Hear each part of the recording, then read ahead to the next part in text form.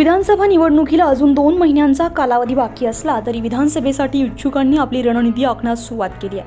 नंदुरबार, नवापूर, शहादा, तळोदा, अक्कलकुवा, धडगाव अशा नंदुरबार जिल्ह्यातील 4ही विधानसभेत यावर्षी चुरस पाहायला मिळणार आहे.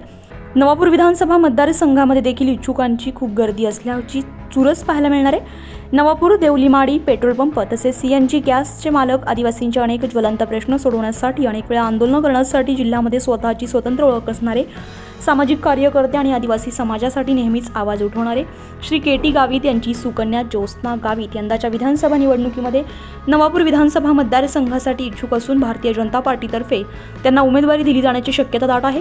ज्योत्स्ना गावित या उच्च शिक्षित उमेदवार असून एमकॉम पर्यंत शिक्षण घेतलं असून विद्यार्थी दशेत असताना अखिल भारतीय विद्यार्थी परिषद नाशिक शहर संघटन मंत्रीची जबाबदारी निभावली होती. विद्यार्थी दशेत असताना एबीव्हीपी आंदोलनामध्ये हिरिरीने सक्रिय सहभाग घेतला होता. गेल्या विधानसभेला भारतीय जनता पक्षातर्फे उभ्या असलेल्या उमेदवाराला 58,000 मताधिक्य होते.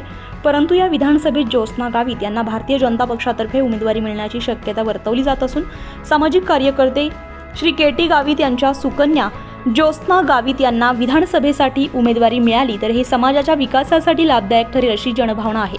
परंतु अजून विधानसभेला 2 महिन्यांचा कालावधी आहे. या 2 महिन्यामध्ये अनेक घडामोडी घडण्याच्या शक्यता आहे. परंतु ज्योत्स्ना गावित यांना भाजपाकडून उमेदवारी मिळण्याची शक्यता अधिक असल्याचं विश्वसनीय सूत्रांकडून सांगण्यात येते.